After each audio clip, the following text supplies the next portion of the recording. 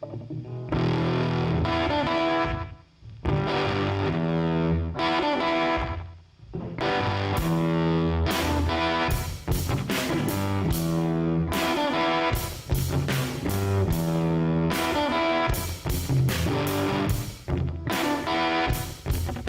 yeah, Grand Canyon was founded in 2007 by John Peasley and his two brothers. What's up, buddy? How you been? Beer was our first love, for sure. He created the job I have now for me, and so I just kind of have been helping build this company ever since, and it's a beautiful thing. Yeah, distillation, it makes sense that if you're already making beer, yes, sir, that you could move that into distillation probably. So it's a pretty brilliant plan. It's a pretty natural transition. When we make spirits, we actually start it the same way we do beer. We cook on the brew house, and then we go into distillation, and then we're grain to glass 100%, and that's kind of... Grain to glass, what does that mean? That means that we don't use any pre-made ethanol. We don't use any unnatural ingredients or anything that cuts corners. It's all grain-based, and it's a handful of ingredients. Even like our RTD cocktails, vodka soda, it is vodka and carbonated water. The future will allow us to do different things, but we know that we get these flavors from these processes. Right. We know this for a fact. Are the grains coming all from Arizona, or? So for our clear spirits, we use a lot of the grain we use for beer brewing, which comes from mostly Oregon, and we try to shop for ingredients because we have the mountain range. It starts in Oregon, comes through California, comes here into Arizona. We're in part of it now. The brown spirits we have here are 100% Arizona terroir. That's awesome. Out at farms here in Arizona, we work with Palomach, Sossaman, Hayden. Do you think that impacts the flavor profile? I absolutely do. We're not in charge of this. Mother Nature is. And so we wanted to have our second run of Starshine out 2 months ago. And so we were going to put that out 60 days ago, which would have given us 0 gaps in availability, but it wasn't ready yet. The quality focus is what, when I say grain to glass, for me that means, quality. We had an opportunity. We were a 10-year-old brewery starting a distillery from scratch. We knew what to do. We knew what was important to consumers. We knew the quality.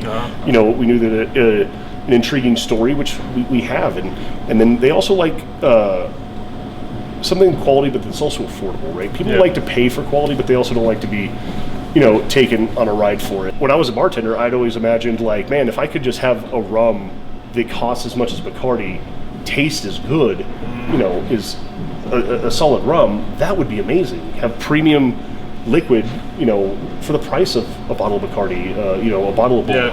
And you can go up a little bit there when you barrel age stuff and make specialty stuff, but we're not out to gouge anyone.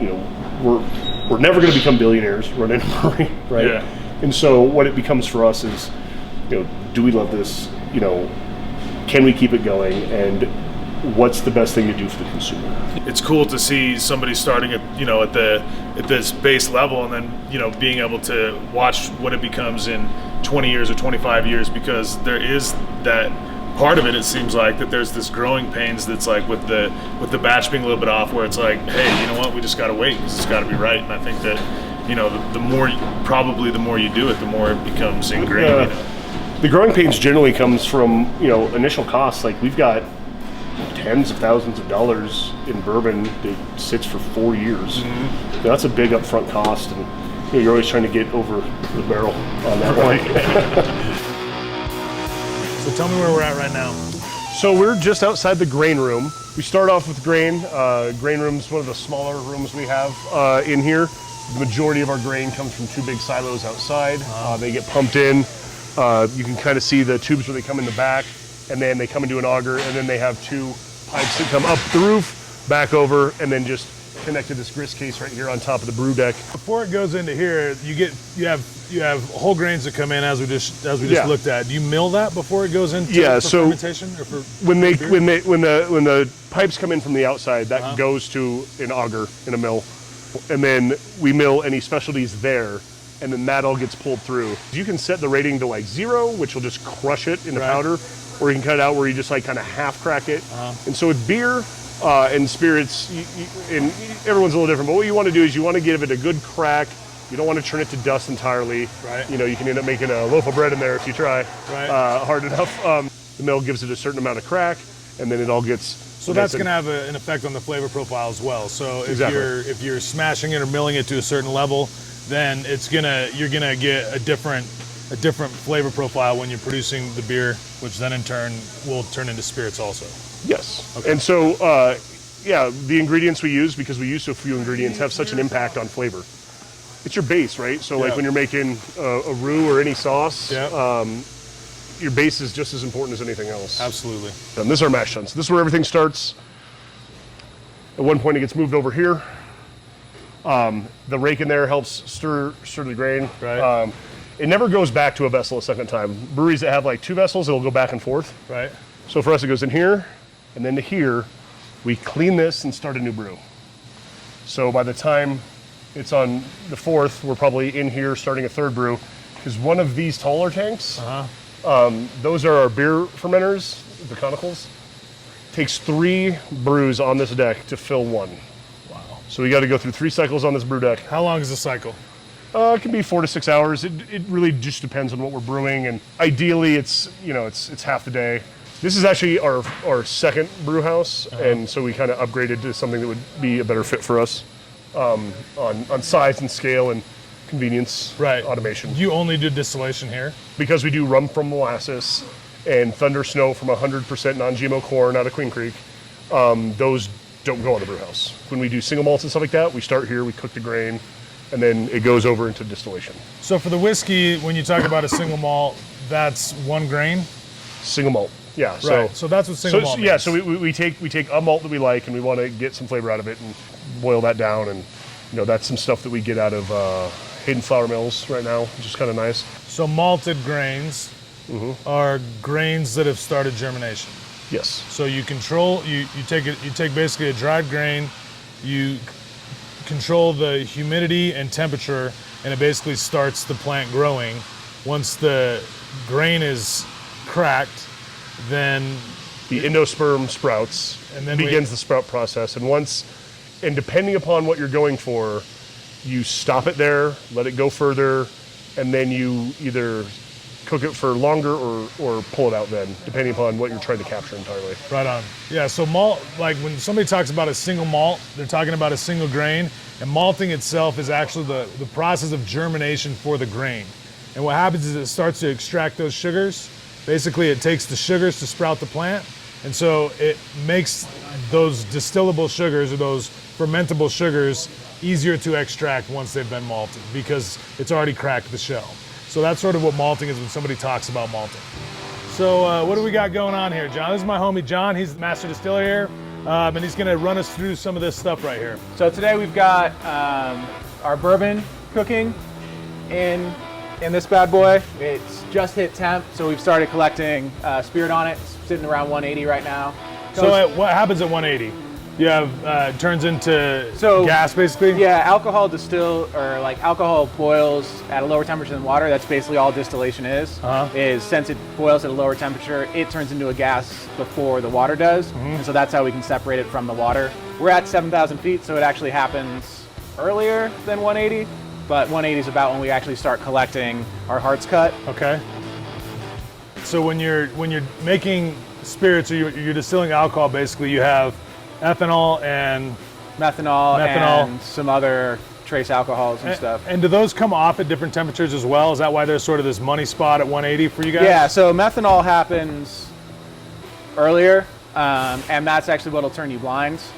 So we don't want that. Away from that. And then once those are boiled off, then you're getting that sweeter ethanol.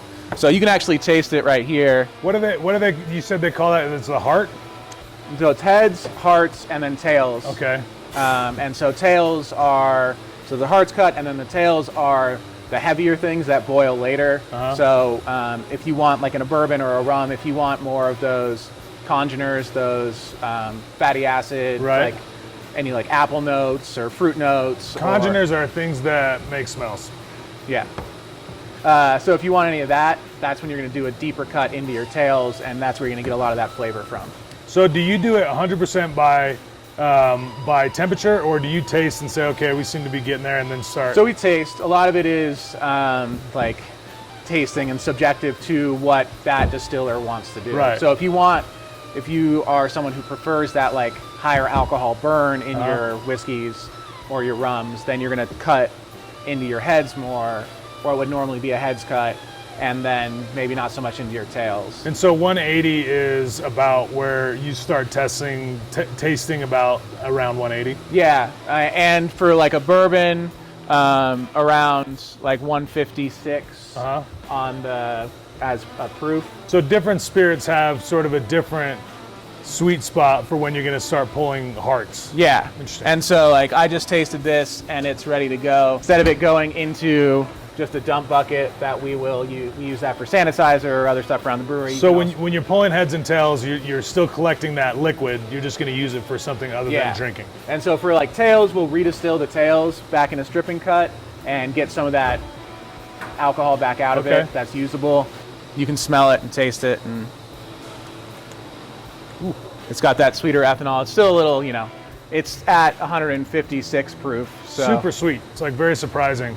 It's funny, we were drinking some mezcal. It was a pretty high proof last night. Yeah. And something I think when you're drinking high proof spirits is you sort of got to allow a little bit of time to pick up the flavor profile. Because at the beginning it just tastes like alcohol, but after 5 seconds it's like all that sweetness, which is, I don't think people usually think that it's going to be sweet when it's such a high alcohol percentage. Yeah, I mean, once you get used to drinking or trying higher proof things, you kind of get used to it. So but there's still that kick. So you're saying we have a problem? No, I'm just saying there's still that kick up front too. Yeah. And if you proof it down, so like that's what a lot of people do when they add a couple drops of water to their scotch or whatever. It opens it up, not just because the water like binds with some of those congeners and like opens it up that way, but you're also cutting the proof down, and so you're reducing that alcohol burn. For bourbon, you have to distill at under 150. Okay. So we're collecting it. So that would be 75% alcohol. Yeah. So right now we're collecting it at over 150, but over the course of the run, it'll average out in this to under 150. Okay. It averages out normally to around 143, 144 for us. And so then when you guys actually put the bourbon out, what proof is the bourbon at? So our bourbon is going to be released somewhere around 90 to 95 proof. Okay. Typically it's at 40% alcohol. So that's what is allowable by law in the United States is 40% alcohol. So making choices about what level you're gonna distill at what percentage, definitely has to do with the flavor profile that you're trying to go for in the whiskey. So when you proof something, we're at 75%. If I want that to be 45% alcohol, then I need to add 30% of water to that mix. So that's what's happening when somebody says proofing, or when they're talking about proofing a product. Mostly everything is distilled high and then added water to proof it, and that's why sometimes people talk about water source and how important that is. So yeah, that's kind of what I was doing here right now. This is our single malt whiskey that's going to go into bottles next week. It came out of the barrel at 115 proof, and it's going to go into, it came out of the barrel at 115. It's going to go into bottles at 92.5. So you add some water to it. Yeah, we're slowly adding water over like a 2-week span to bring that 114 barrel strength down to the bottle strength. So when people talk about barrel strength whiskeys or barrel strength rum, that's normally what it went into the barrel at, which for whiskeys it can't be over 126. Yeah. But normally it's right around like 115, 120, 110 sometimes. What do we got going on here? So it comes from the copper still up through the helmet, comes over pipes, drops down into this. Some people call it a thumper. Some people call it a doubler. When it's heating up, it is thumping and shakes this whole thing. So that's kind of where the name thumper comes from. But what it's doing is, so we're getting that distillation there, turns into gas, comes in, hits the spirit that was already in here, which I just pulled from it's all the same spirit, hits this, recondenses into liquor again, but at a higher proof. The steam, that gas is coming in and heating it up as well, and so it's gonna go back into a gaseous state, come back out, go through the condenser. This is basically just a counterflow chiller. Cold glycol is going one way, the hot steam's coming the other, and as it comes back down, it condenses back into a liquid, comes out through here, and that's what we're collecting. So inside this, there's a coil, and inside that coil, you said it has some liquid. There's another coil. So it's a tube, and then there's another tube around that tube, and the glycol is flowing on the outside of that center tube, and it cools it down. So you have a gas that's at a certain temperature for it to be a gas being cooled back down, so it goes from gas to liquid, and then that liquid's dropping down here, and then essentially that's the distillate. So that's sort of how distillation works. Yeah, so we'll cut this down after we're done collecting today, tomorrow, or the next day. We'll cut this and then put it in barrels and throw that in the rick house, and it'll sit there for the next 4 years. Right. At least. So we're going from the ton to the barrels, which are right over here, and then the barrels are going to go to the rick house, like he said, to sit for at least 4 years. And we learned earlier that the reason why we're doing that is because there's laws to make something a bonded bourbon. And basically what it is it's ensuring that you're taking good time, because it really allows you to guarantee that what you're putting in your mouth is good. So, you know, in this case, I think that having something bonded, again, shows the care that these guys are putting into what they're doing. So thanks a lot, man. Yeah, thank you. John, thanks for the information. We're going to go check out the rick house. Let's go check it out.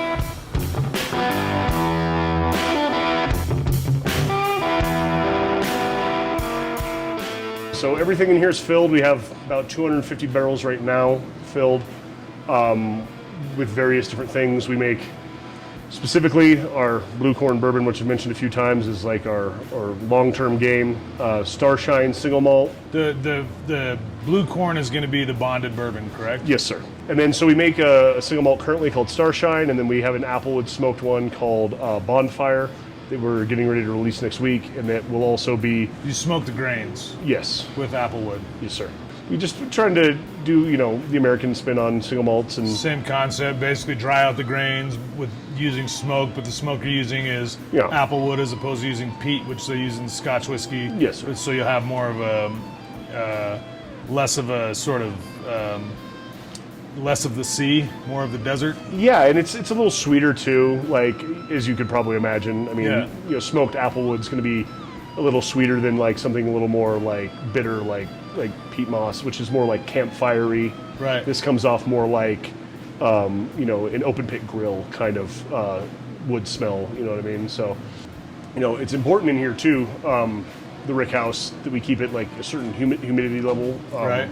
I know we were talking off camera a little earlier about like why climate's important, and you know. Speaking about the climate. Yeah.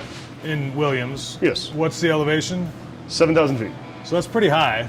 Yes. For a distillery. You know, there's some high mountain rums and there's a few high mountain whiskeys, but that's pretty high. Elevation will affect angel share and you know the loss that you have. Yeah. So also something that affects that is temperature. So fluctuation of temperature also creates a lot of interaction with the barrel, so you're able to pick up a lot of those characteristics. So, it gets hot here during the day, and like summertime, obviously winter is high elevation, so it's going to be cold. But hot's subjective in Arizona to people from Phoenix, but it gets in the 90s, and there's a humidor here to keep it humid, but we let the temperature fluctuate and vary. Now, what sucks is the winters get cold, right? And you know, you're losing a little bit of time because of the coldness, right? But also, the acrid cold air is so dry, right? And so it's important at higher elevations to combat the wood drying out, right? And like you said, you know, the wood absorbing and re-releasing with the hot and cold, and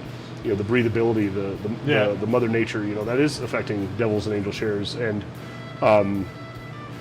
it is what it is, and we get through it pretty well. Our yields have been surprisingly good. What would how much would you say? Would you guess on a percentage? Losing 7%, We're losing less than 12. That's good for sure. So I know. I mean, we've only had a handful of barrels because they sold a lot of liquid. Yeah. So you know, our first Starshine release came out of 2 of these. One of our first whiskey releases came out of just 1, and so you know, over time we'll be able to tell a little more. Okay. On they're like children, man. You just got to kind of keep your eye on them and baby them and make sure they're doing all the right things. And I see. You're holding that tenderly. I noticed. Yes, it's you want to cradle it, even though these things are so heavy they won't move at all unless you start at the front. But sometimes I climb up on it. Sometimes I just like to nestle myself up in a little nap. Why not? So what we've been talking about aging, right? And aging is an important part of the process when it comes to producing spirits. We're talking about what happens with the liquid once it goes into the barrel. And the barrel is wood, so it becomes porous, and it has And when the temperature heats up, those pores get larger, and so it sucks that liquid into the barrel. And then when the temperature cools down, so if you have a large fluctuation between night and day, it squeezes that liquid back out, and then it rests in the barrel, and then the next day it opens and it squeezes it out. So that's sort of what happens with aging, and that's why when we're talking about all these different things, the things that affect the aging, it's because again, with experience, I'm sure you're going to be able to hone in on, I know that certain levels where you might put a certain whiskey at a certain height in the rick house because of the temperature and humidity. So all those things that we've been talking about really just have to do with, at the end of the day, how the liquid's going to interact with the barrel.